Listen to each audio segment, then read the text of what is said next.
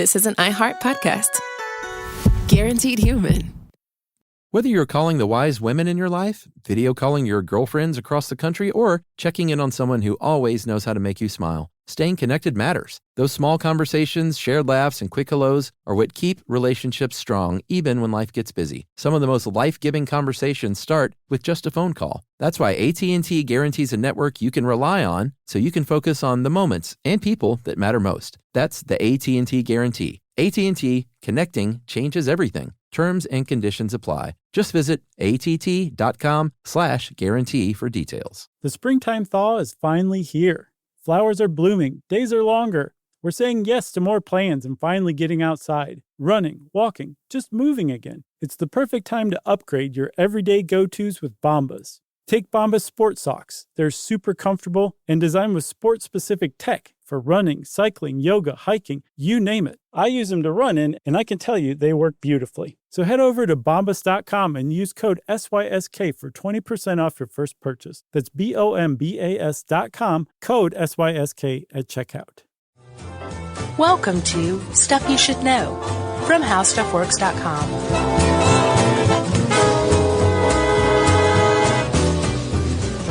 Hey, and welcome to the podcast. I'm Josh Clark. There's Charles W. Chuck Bryant, and there's Jerry for the third time. And this is Stuff You Should Know, the podcast. 2 false starts. Yeah, really. You a gambler at all? No. I mean, not really. Have you ever? I would lose too much money. But you've been to a casino and had Sure, fun with it. yeah. I've gambled before. I realized pretty quickly that I'm a terrible gambler. Not like I'm an addict or anything like that. Just I never win. So losing money is not fun. No, it isn't. I enjoy it. I don't like Vegas at all, as you know. But when I've had to go there, I do enjoy a little gaming. But I always I'm very disciplined. I set aside a certain amount of money. Yeah. I'm basically paying that to have a good time gambling. Right. And if I lose it all, then that's because it is enjoyable. I enjoy it. And I did a little sports gambling at one point in my life and got out of a sort of a tight squeeze once. And then I was not doing that again. Did you have your thumbs broken or something? No, I just owed, a lot of money going into NFL Sunday. And I was like, I can't afford this. So I did something really stupid and I made sold a kidney. 2 bets equal to that large amount of money. Wow. Won them both and broke even. And I was like, no more. Wow. That was good that you weren't like, okay, I'm on a streak. Man, Let's keep it going. That scared me straight. You know, for this episode, I did a little online gambling. You know, they let you try it out for free or whatever. Did you? Yeah. Nice. I was down $500 in 4 minutes. Well, when it's fun money, then not real money, it's easy to bet a lot. I was just betting the normal amount. Really? I was playing a roulette called Greedy Goblins. Oh boy, you can lose a roulette fast. What site was it? Bovada. Yeah. Have you heard of Bovada? No. It was the first one that came up when I put in online gambling. But it was a classy site. It was a classy simulated casino. Pretty waitresses. There were pictures of people. Yeah, sure. You know, no one was actually moving except the 3D goblins. They try to simulate a casino as much as possible, right? A little bit. The background of the website was felt, I think, maybe. It was like that. But, no, it seemed to be one of the nicer ones. You could tell that the programmers, really put some thought into it. Yeah. But the roulette, or not the roulette, the slot I was playing. Did I say roulette first? Oh, yeah. You were playing slots. I was playing a slot called Greedy Goblins. And it was nice looking. Yeah. But I lost very quickly. So I was like, forget this. I'm so glad I'm not addicted to online gambling, because that would be really rough. I'm sure. And actually, they say that online gambling is even possibly more addictive than regular gambling just because of its ubiquity and ease of accessibility. Not only can you get on the computer at home, now the big push is mobile. Yeah. So you can gamble anytime, anywhere. And if you have a problem, you're in big trouble. Yeah, that's super, super dangerous for some folks. Yeah. You can gamble in your warm-up pants. And your shirt off. Or your city jogger pants. I think some casinos in Vegas you could do that probably. Maybe at the Golden Nugget or one of the old ones. Yeah, downtown. Where they're just give us your money, please. Yeah. We're hurting so bad. Or in all of Atlantic City. Sure. So, you want to talk about the history of online gambling? You know, it hasn't been around forever. No, it hasn't. Gambling might be one of the oldest pastimes, but online gambling is comparatively new. Yeah, in the mid-1990s in Antigua and Barbuda, they passed a law called the Free Trade and Processing Act, which basically paved the way for some of these smaller Caribbean island nations to get into the gambling business. Well, for that nation specifically. Yeah, to get into the online gambling business more specifically. They created out of thin air their own ability to create licenses for online casinos. Yeah. So they became the haven for online casinos. It's a pretty good idea. It is, and especially considering that there was no such thing as online casinos yet. Like, that's some foresight right there. Yeah, around the same time, a company called Microgaming started the first kind of workable software for online gaming, and that came along at just the right time. And Canada, they started opening up some online casinos, and basically all over the world they started popping up. I think by 1997 there were more than 200 online casinos, and revenues in the late 90s of up to $830 million a year, which is chump change now. Sure. But back then, you know, you'll notice we did not mention the United States because there's a lot of legality issues up to today with online gambling. Virtually out of the gate, the United States is like, nope, that's illegal. Completely ignore the fact that 40 plus states have state lotteries. Sure. You can't gamble online. Yeah. And actually, I read an article where Antigua sued or filed a complaint against the United States with the World Trade Organization.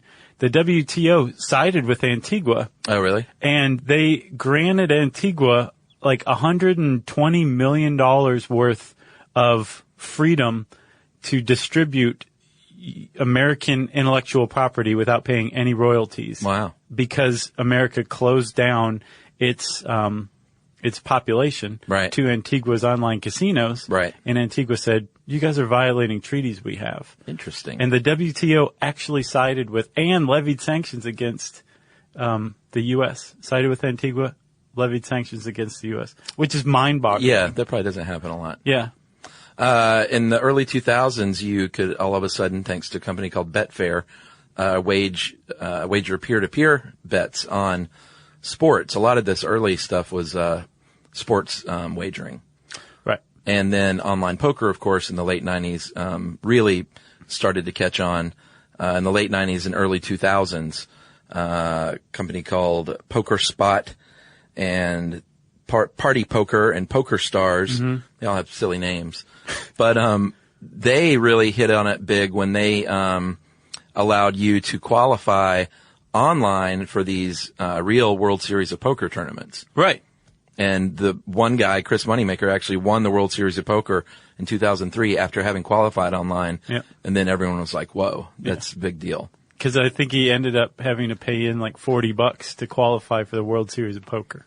Yeah, and he didn't have to travel to Vegas and, you know, or Atlantic City or wherever else you can go to gamble. Yeah, and that's the way it was going too. And everybody was really up on poker, especially Party Poker and Poker Stars. Yeah. And the U.S. ended up cracking down on it. Yeah. Which we'll talk about a little more in detail coming up soon. But let's talk about just online gambling and how it's different. Because it seems, well, there's some pretty obvious distinctions. Sure. Like one, you have to travel to Atlantic City or Las Vegas or your local Indian reservation. Yeah. And sit there and gamble in person.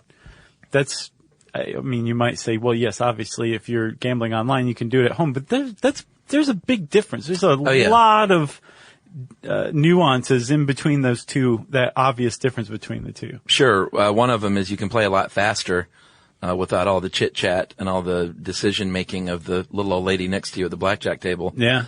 And I read an article with a guy named John Gagliano, I mean. He's a New Jersey professional poker player. Oh, John the Googs Gugliano? I think it was like Googs 33 or really? Gags 33, something like that. Seriously. Anyway, he plays up to 1,000 hands an hour. Wow. He plays of what, blackjack? No, poker. Oh, poker. He's a pro poker player. He plays maybe 100 hands an hour per table, and he plays up to about 10 tables at a time. I was about to say he's got to be playing more than one. Oh yeah, so he's playing like 1,000 hands an hour. Wow. And he says in real life he can play maybe 25 tops if he's really working, and a lot of it is the chit chat, the dealer. Sure. This is, and not being able to physically play 10 hands at a time. But see, that's the experience I enjoy about gambling, is being at the table and chit-chatting and having a couple of, free scotches. Right. It's like a good fun social, like a craps table. A lot of fun. Okay. To stand around. So, yes, I think that's what makes Gags 33 a professional poker player, Yeah. He's in it for the money. Oh, yeah. He doesn't care about all that stuff. And probably to win, too. So, yeah, it's a lot quicker. You can win and lose money at the drop of a hat. Yeah. And like you said, they try to dress it up and make it look and feel like a real casino. Other than that, though, it's a lot of the same games. Like pretty much any game you can play in a real casino, you can find online. Right. From like lotteries and Keno to roulette and all that stuff. Yeah, Bovada had more than 150 different games. Really? Wow. Yeah, a lot of them were slots, but they did have all of the regular stuff too, and tons of different poker. And then, like you said, sports betting. And then there's a subsection of sports betting, entertainment betting. Where, like, you can bet on the outcome of the 2016 presidential election or the Oscars. Apparently spelling bees. Yeah, sure. Competitive eating contests. Reality TV. Yeah, which I didn't get because reality TV's not actually, like, unscripted. Yeah. Like, you could easily find out from a producer what happened on a show that was shot 5 months before. Oh. Yeah, it's not like it's live, or who's going to get the rose or whatever. Well, I don't see betting on that. I think those episodes are live a lot of times. They've got to be. Like the American Idol finale or the Survivor finale a lot of times, or Big Brother. But I just assume all those are extraordinarily rigged one way or another, and that anybody connected well enough could find out and make some big money, which I would guess that the people laying odds, the bookies, they would know well enough to stay away from that kind of stuff because it could be rigged. But sports is never rigged, so. Were you being facetious? Of course, sports is rigged a lot of times. Really? Yeah. You kidding me? Like what? We're not talking boxing like Mickey Rourke's boxing fight. No, boxing is notoriously, historically fraught with boxers taking dives. Okay, I thought you meant like Monday Night Football or something like that. No, rigged. I mean, NFL has a pretty good track record, but most of the pro sports have had one major betting throwing game scandal in there at some point. Yeah. I don't think it happens all the time. But, like the Black Sox was baseball. Man, that was a good movie, 8 Men Out. Yeah. And, I think, you'll hear about it every once in a while, like an NCAA basketball team will come out years later, be like, we threw all those games. Oh yeah. Didn't, who was it that played Billie Jean King? The man who played Billie Jean King? Oh, Bobby Riggs? No. What guy was it? Tennis player? Yeah, very famous men's tennis player. I think it was Bobby Riggs. It wasn't Bobby Riggs. Anyway, he came out within the last couple of years and said that he threw the match. Oh, please. Which is kind of like, it wasn't Jimmy Connor. Maybe it was Jimmy Connor. Save face. Yeah, but like 4 decades later. Yeah. Which is weird. Deathbed, saving face. I think he's still walking around. Yeah. So, we're going to talk more about online gambling and gaming and the distinction between the two right after this. Stuff you should know. Josh, back in the old days, let me tell you a story. If you wanted a website, you had to learn how to code, you had to learn how to design websites, you had to be really super smart until a very cool company called Squarespace came along. That's right. They simplified things. They did. And, Chuck, even better than simplifying things, they're now progressing even further. Squarespace has just rolled out their redesigned Squarespace 7 interface, and it makes the whole shebang even easier and even cooler. Yeah, they have a partnership now with Getty Images. They have new templates. They have cover pages. They have an integration with Google Apps. It is really awesome. Beautiful designs. And you know how awesome their customer support is, 24/7. Right. They haven't done away with all the great stuff that made Squarespace great to begin with. They kept it and expanded upon it. So you've got that 24/7 support via live chat and email. And at only $8 a month, you can get a free domain if you buy Squarespace for 1 year. That's right. They have responsive designs too, man. Your website's going to scale and look great on any device. And if you want to make some money, they even offer commerce platforms. So you can have like your own online store, basically. And if you want to test it out, you can start with a trial with no credit card required. Start building your website today. When you decide to sign up for Squarespace, make sure to use the offer code STUFF to get 10% off your first purchase. And when you decide to sign up for Squarespace, make sure you use our offer code STUFF, STUFF, and it will get you 10% off your first purchase. Plus, it'll show your support for us. That's right. So thanks, Squarespace, for supporting Stuff You Should Know. And thank you, listeners, for supporting Squarespace. Yep, Squarespace. Start here, go anywhere. Stuff you should know. All right, so you mentioned that you tried it out for fun. Yeah. And that is research. Yeah, that is one way, though, that they can get you hooked, is to say that you don't have to pay any money. Did you have to do anything? Did you have to sign up? Or? No, there's a way you can download the casino software. Okay. Which seems like a really bad idea to me. Yeah. It's like, do you want to download software from a Russian site? No, I don't. But I will play it for free in my web browser, which is what I did. Was it really Russian software? No, this was Latvian, but I imagine there's plenty of Russian casinos out there.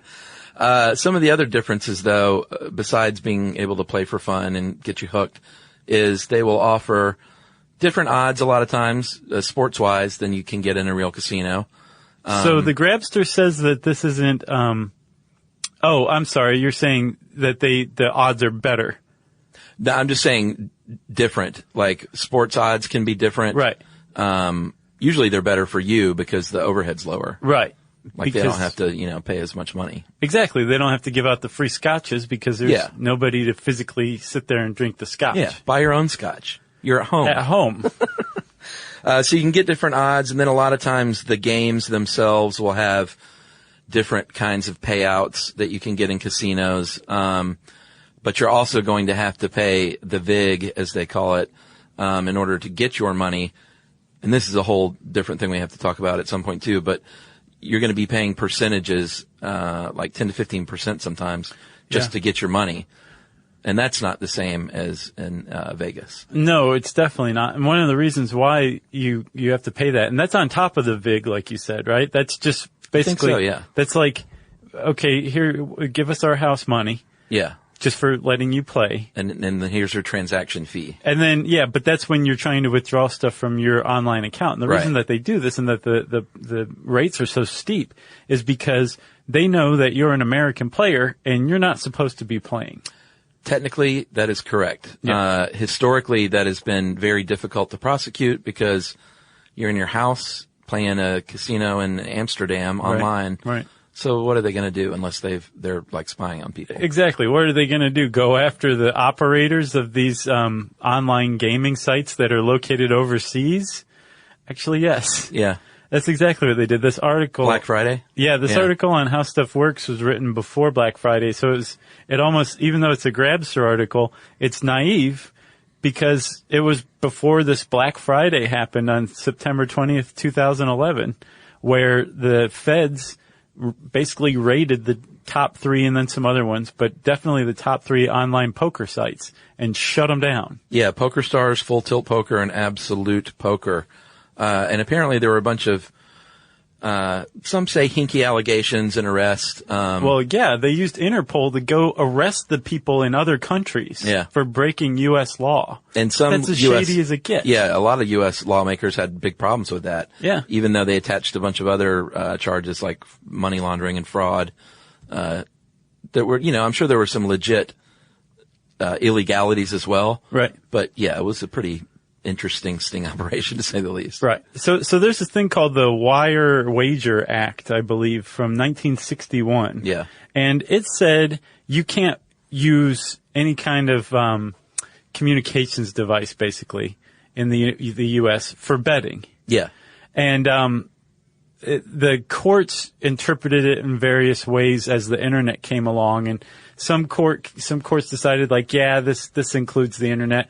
Other courts are like, no, this is too old and too vague to really include the internet. So the feds were were kind of like making noises about making prosecutions and stuff based on this. And when they kept running up against the fact that it was too old, they came up with a new law in 2006, the Unlawful Internet Gaming Enforcement Act. And this one had teeth. Yeah. The reason this one had teeth is because it didn't go after the online gambling people. It went after the third-party processors, the payment processors. Yeah, and what good is gambling if you can't get your money right when you're finished? So all of a sudden, Visa, PayPal, all the banks are like, wait, we could be prosecuted for processing this payment. Yeah. So we're not going to do it, which left these online gambling sites basically just completely without Americans. Exactly. Yeah. Because like you said, nobody who wants to gamble online wants to do it for nothing. Right. It's the whole point, is to try to win some money, right? Yeah. So that was 2006. That's when like Party Poker and PokerStars and all those guys either shut down or they moved overseas. So those were actually American companies. Yeah. But they moved to like the Isle of Man, they moved to Ireland, and there was one in Costa Rica, Full Tilt. Yeah. I think was in Costa Rica. And so the feds were like, okay, we did our job, everything's cool. And these guys figured out loopholes.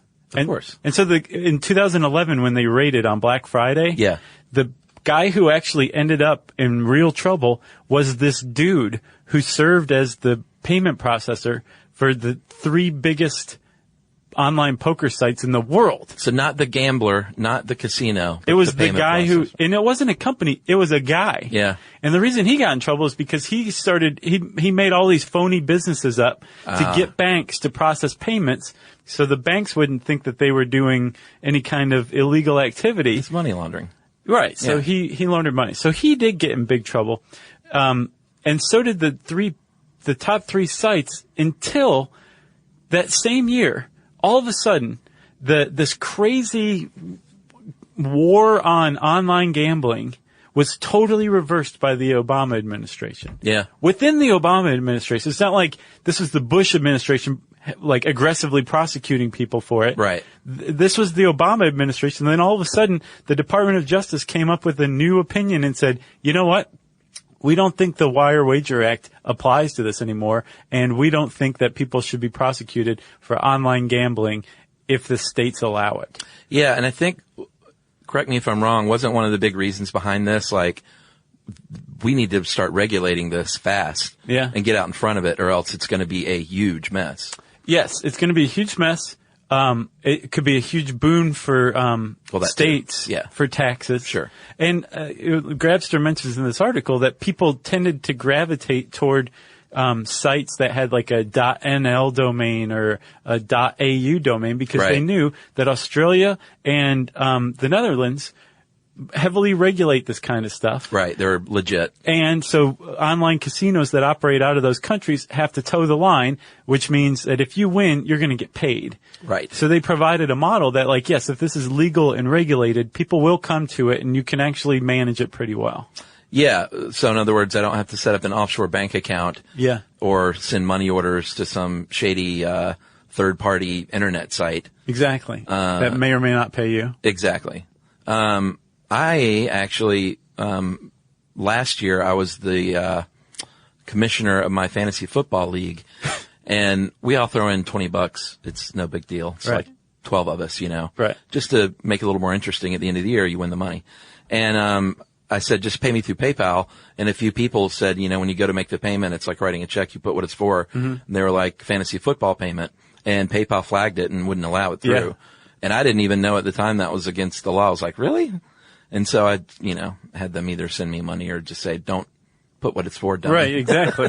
For woodworking. Because apparently anything but fantasy football. Yeah, apparently that made me, I guess an illegal bookie. Yeah, they could have gotten you on RICO probably. Nice. So we're gonna talk about legal online gambling and all that kind of stuff right after this. Spectrum Business keeps businesses of all sizes connected seamlessly with fast, reliable internet, advanced Wi-Fi, phone, TV, and mobile services. That's right. And Spectrum Business offers 100% U.S.-based customer support 24/7 to help you stay up and running And they offer tailored connectivity solutions with packages built for your business budget. Yeah, so it's no wonder millions of business owners rely on Spectrum Business to keep them connected. Visit spectrum.com/business to learn more. Restrictions apply. Service is not available in all areas. In business, there's no room for guesswork. Every shipment matters. Every deadline counts. When you're trying to keep operations running smoothly, the last thing you need is uncertainty. That's right. That's why reliability is at the core of USPS Ground Advantage. From the moment your package is first scanned in, it moves through a secure, nationwide network, aiding in a timely and accurate delivery. You get near real-time tracking so you can keep up with your shipments. And with affordable upfront pricing, there are no hidden fees or surprise surcharges to throw off your cost sheets. That's right, and that all adds up to predictable deliveries that you can depend on. Because knowing your logistics are handled lets you focus on everything else, your customers, your team, and the future that you're building. Just visit USPS.com/groundadvantage to start shipping with confidence. USPS Ground Advantage.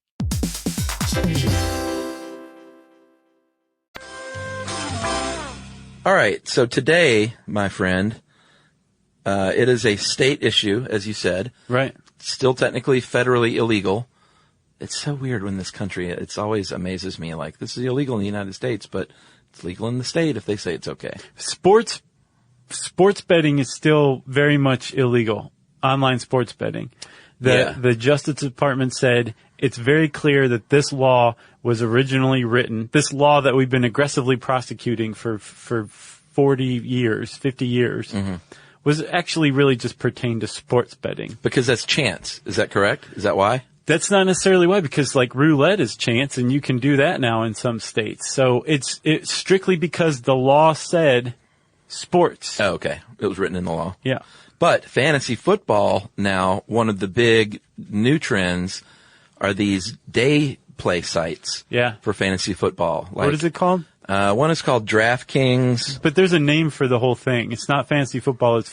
It's like league draft or something like that. They call it daily fantasy sports. Okay. In this article. That's a little more generic than I was thinking. Yeah, but there's one called DraftKings, and there's another one, and I hear these all the time on sports radio, the ads for them. FanDuel.com. You're right. Where you can draft the team in a day and have your team, play that weekend's football games and then cash out that weekend as well. Yeah. And so it's not the same thing as like just your ESPN Fantasy Football League where it's just a season-long thing for fun. Right. Or maybe a little bit of money thrown in a pool. This is weekly, and depending on the sport, it could be daily. Exactly. And all the sports, like, they allow that, though, because I don't think that's considered skill somehow. So fantasy football is currently considered skill and is allowed, I believe. Which is hysterical. This daily fantasy thing is apparently considered a little more gambly, I guess. Yeah. So it's in a little more of a gray area, even though everybody's just kind of currently ignoring it.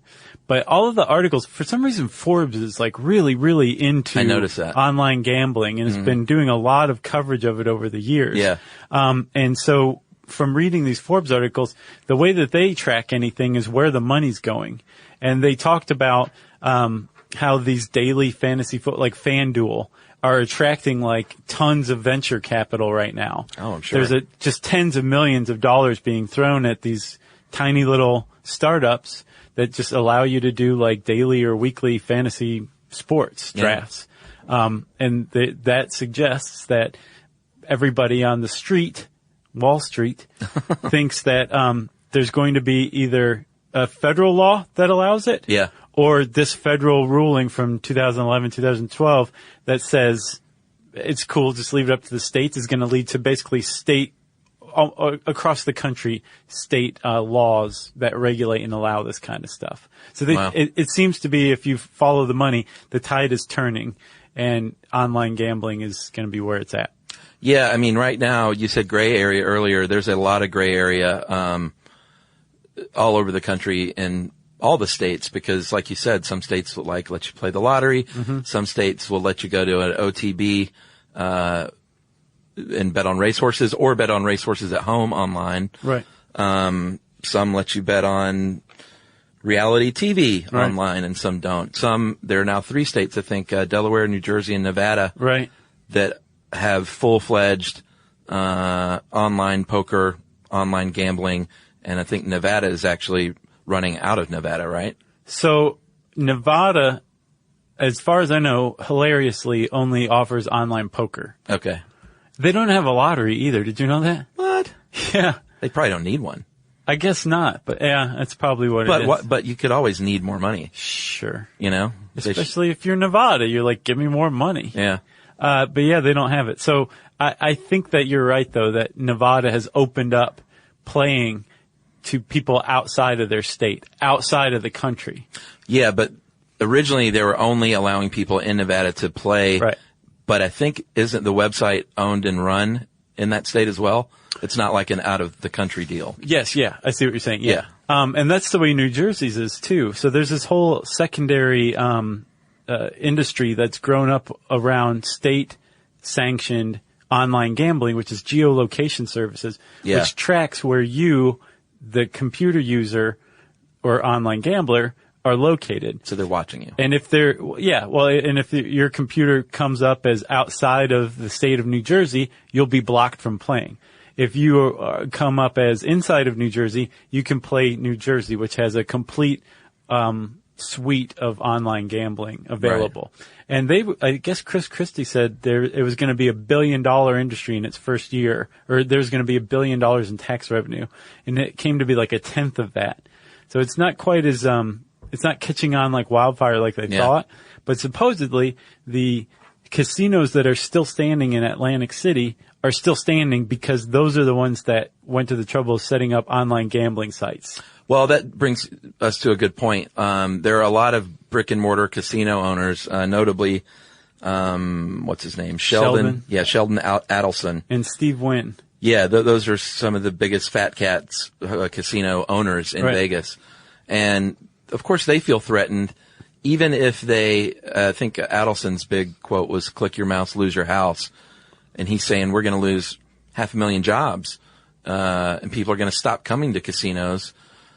I'm sure they're also getting into the online casino game. Yeah. If they were smart, I'm sure they are. But, it raises a good point though. Like Vegas, it used to be that Vegas made all their money on gambling and you could go and stay in a room for $10 and eat for $2. Mm-hmm. But it's not the same anymore. I mean, Vegas is a destination family vacation spot. Right. With all kinds of revenues coming in. And you need people there to bring those revenues in. Yeah. To see the shows and to take your kid to the stupid indoor amusement park and, buy the now not so cheap food.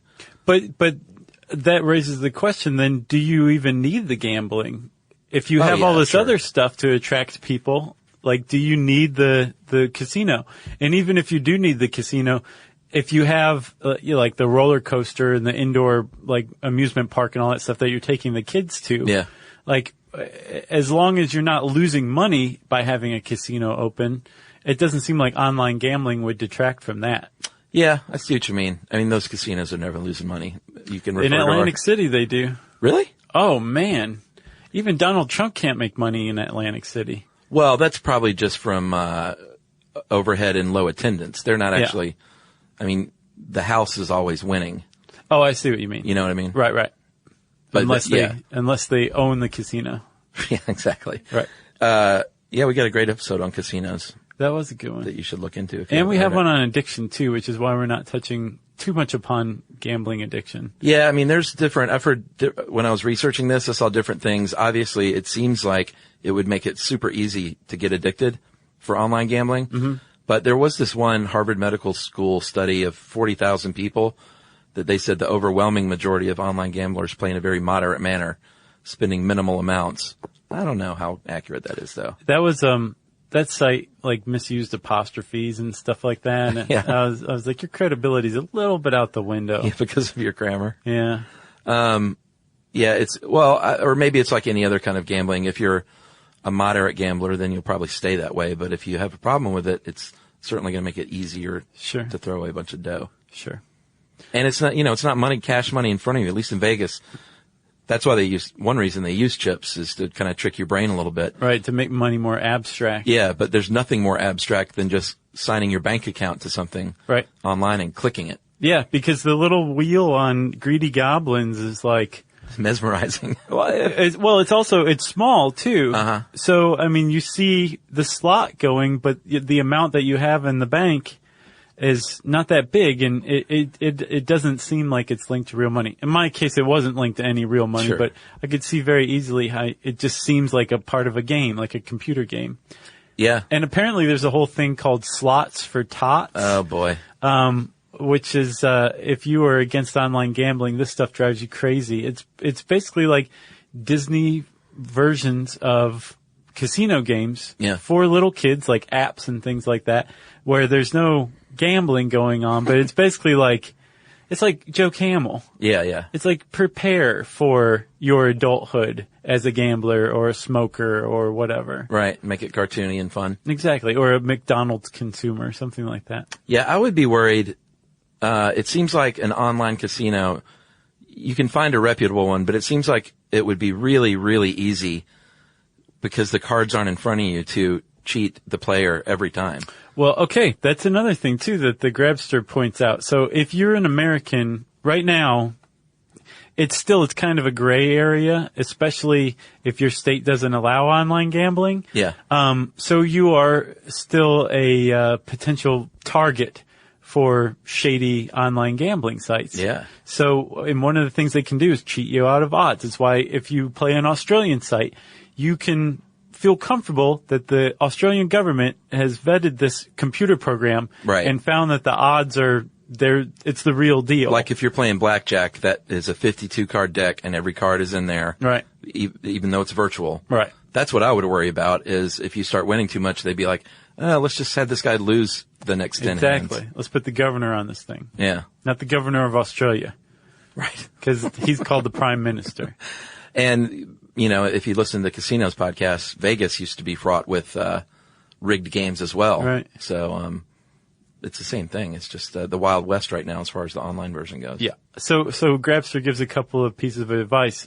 One, he said, especially when you're trying out a new one and you're using a payment processor and that kind of stuff, he said open up an account with a small amount of money initially. Don't throw $10,000 in there just to see if it works. He said put a little in, try it out, try to get it back out. Yes. And if everything seems legitimate, then you can start to add more money if that's what you want to do. He also said that you, no matter how much trust you have for this company, you want to get your money out very regularly and frequently. Sure. They go under, you're done. They go under, they get raided, whatever. Yeah. You just want your money out. And again, we should say this is illegal in some weird way still in the United States, so the feds could conceivably come along and take your money. Yeah, and you're also signing up for terms of service, so there are age requirements, and if you fraudulently sign up for something as an underage gambler, then you're breaking the law there too. Yeah. And we don't recommend that. There's one more thing, man, I wanted to talk about. So when the feds in 2011 raided those top 3 poker sites. Yeah. And then in the same year, the Department of Justice issued that 13-page memo that said, I think we've been misreading this. Yeah. Those sites that were raided, the Department of Justice brokered a deal where one of the sites that was raided bought the assets of its rival that was also raided, with the Department of Justice taking the money and then distributing the assets to the other illegal gambling operation. What? They served as the middleman for a merger. I would guess that they got a significant cut of that. Got the VIG. Yeah. Isn't that crazy? The Department of Justice was brokering a deal between online gambling outfits. Unbelievable. Man, so that's it. That's online gambling. If you want to know more about it, I suggest you go look it up on Forbes because they have a ton of articles on it. But first, go to howstuffworks.com and type in online gambling, and it'll bring up an excellent Grabster article to start you out. And since I said Grabster, it's time for listener mail. I'm going to call this the Brazilian. Hey guys, my name is Rafael. I'm your greatest fan in Brazil. I've listened to at least 100 episodes, and you keep surprising me with new, interesting topics. I love the soccer show, especially because you know absolutely nothing about it, which was very funny for a Brazilian. I thought we were never going to talk about that one again. I love podcasts because they help me improve my English, and I can listen to them while I am riding the bike, at the gym or climbing. Last week I was listening to other podcasts, and I must say that you're winning the competition of good knowledge providers. Awesome. First, I listened to a program of Freakonomics Radio called Tell Me Something I Don't Know. And one of the contenders presented the New York prohibition of pinball machines till the early 70s. They didn't know, but I knew because of your show on pinball. Mm-hmm. I remember when that happened. Do you remember that? What? We got a lot of email that, like 2 weeks after we did our pinball show, this guy on Freakonomics Radio on that show. Oh, yeah. Yeah. But the guy was a pinball expert because I did a little digging. He did not copy us. Oh, no. Rarely do people copy us, I think. No, I think you're totally right. Rarely, if ever. Second, almost at the same day that you launched the Nuclear Fusion Show, the BBC podcast, In Our Time with Melvin Bragg invited 3 experts to discuss nuclear fusion. Both programs were awesome, but yours was funny. Only yours was funny. I could see that. My conclusion is that you are beating the heck out of other podcasts. Congratulations. Wish you all the best, and if I might add, challenge you to make a show on deflation and inflation. I'm sure that the crazy Latin American experiences to challenge high inflation will amaze you. We've talked about that a bunch. Yeah, stagflation. We did one, Raphael, called What is Stagflation? Yeah. And we've talked about deflation. Currency, I think. Yeah, currency. Yeah. The Stuff You Should Know Guide to Economics. That's right. Super Stuff Guide, even. That's right. So, Raphael, the information is out there for you. And he says, P.S., could you please tell me if my English is actually improving? I don't know where you started. We don't have a baseline, Raphael. But your English is pretty darn good. It is. A couple of little charming Latin Americanisms, I think. But I think you did a great job. Yeah, thanks, Raphael. We are your biggest fans. That's right. We appreciate all the flattering stuff. Thanks for that. If you want to flatter Chuck and I, we're always up for that. And by Chuck and I, of course, you grammar Nazis, I mean Chuck and me. Don't listen to that part, Raphael. You can tweet to us at SYSK Podcast. You can join us on Facebook.com/Stuff You Should Know. You can send us an email to stuffpodcast@howstuffworks.com. And as always, join us at our home on the web, StuffYouShouldKnow.com.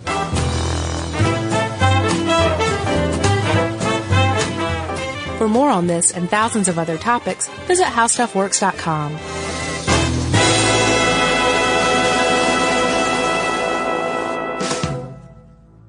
You know, you could be adored by everyone and still completely ignored by your cat. Trust me, I know. But if you feed your cat Sheba, you can go from being ignored to truly adored in 12 days, guaranteed, or your money back. Sheba has a full menu of products, appetizers, entrees, treats, even a kitten's menu. It's so cute. So Sheba has a product for even the pickiest eater. Like Sheba Puree, it's made with bone broth, their chef-inspired flavors. It's got a smooth and creamy texture that cats love and contains no corn, wheat, soy, or artificial flavors. It's food that your cat's gonna love. To learn more, check out Sheba.com. That's SHEBA.com. Imagine never buying gas again. Well, you can with an electric vehicle. EVs are easy to charge as your phone and perfect for everyday life. You can drive daily with confidence everywhere you go. Most Americans drive just 40 miles a day, and most EVs are equipped with 200 to 400 miles of range. Plus, they've got fewer parts, they require fewer repairs, and they produce fewer headaches.